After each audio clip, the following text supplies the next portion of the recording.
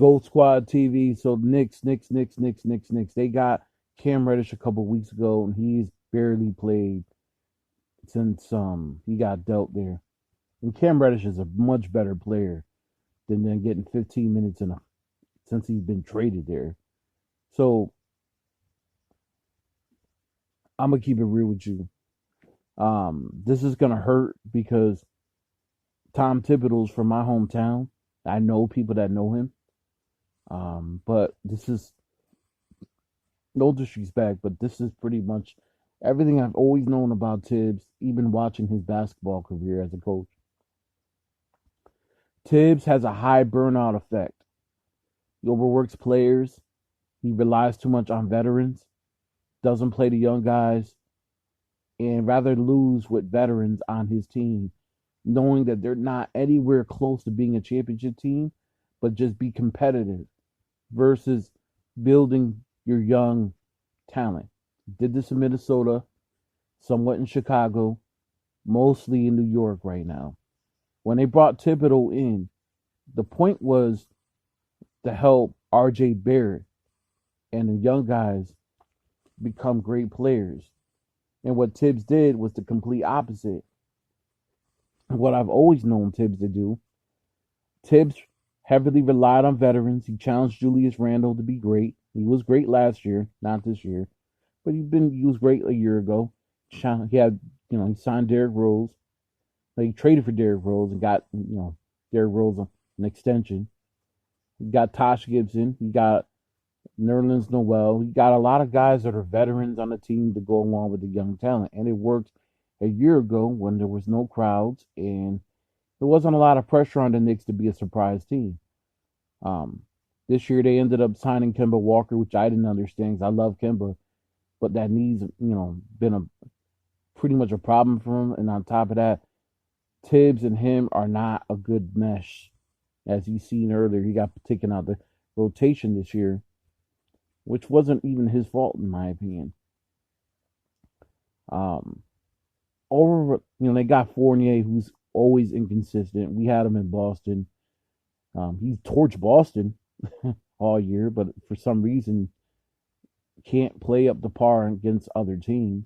And then um, Julius Randle's just not that good, and he's a good third or fourth option. He was good last year as the number one, but that's only because the league was really kind of going through pandemic time and people weren't in the crowds. It wasn't a lot of pressure for the way he had until the crowds came back and you started seeing how much he struggled in the playoffs. D Rose was their best player in the playoffs. Losing Bullock last year in free agency was big for them. He was really big on perimeter defense for them.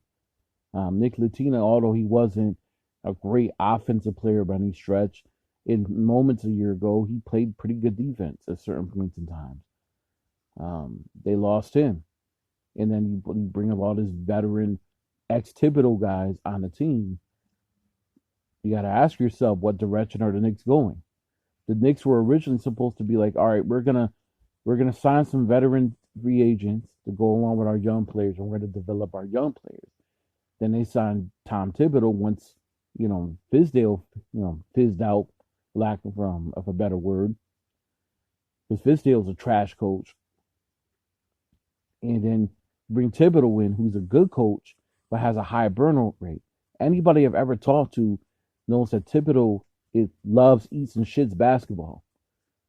But he's also stubborn and a deterrent to himself in a lot of ways.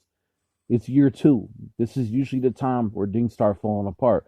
In Minnesota, you remember that first year they went to the playoffs. The second year they fell apart and then he was gone. In Chicago, first couple years are good, and then eventually it just slow demise, and eventually it was over. And then you're seeing it here. I think Thibodeau is in trouble. I think that I wouldn't be surprised if there's a mutual parting of the ways at the end of the season. The word Tom Thibodeau and management agree to part ways. That way it's not like it's not being a firing. I think a lot of pieces are going to be let go. Um, Randle has value. He's not a number one option value, what getting paid, but he has value on contending teams. I'm pretty sure he'll land somewhere. This team needs to be built around RJ Barrett, Cam Reddish, Obi Topin, and Quickliy and Quentin Grimes. Those are the core players that they need to be built around. And then they got to get some veterans, or they have to get some solid veterans. You know what I mean? Some solid veterans to go around it, and a coach that knows how to get the best out of young players,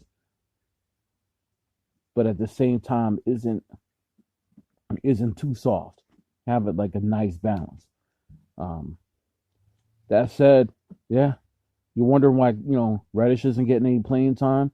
You wonder why Obi Topin plays well and ends up on the bench. You want to know why Mitchell Robinson can't stay healthy. You want to know why RJ Barrett's the only one really developing. You gotta look at the coach. Gotta look at the coach. And like I said, I love Tibby, but it looks like he's gonna be in the broadcast booth after this season. Like, I don't see the Knicks keeping him, and I don't see him wanting to stay in New York. I can see him. This might be Tibbs' last coaching stop, unless he's willing to be a coordinator, like a defensive coach, a coordinator guy somewhere in a contending team next year. I could definitely see this being a wrap for him. That said, a lot of those old guys are getting ran into the ground, and a lot of young guys aren't getting any playing time. This man notoriously does not like to play young players. He is stubborn. He'd rather go out with the guys he's been coaching since he came in the league as a coach, as a head coach, not as an assistant. Obviously, as an assistant, he had years, but I'm talking like when he got his first stop in Chicago, he had Tosh Gibson, Derrick Rose, those type of guys. Those are the guys he wants to ride out with. He wants to ride out with those guys. And unfortunately, that's not going to win you anything. He wants to ride out with the veterans. It's not going to win you anything. So the Knicks need to figure out what direction they want to go. And you might have to sacrifice the season and rebuild amongst, making sure those young guys are able to become something. And then, like I said, maybe make a run at Zion.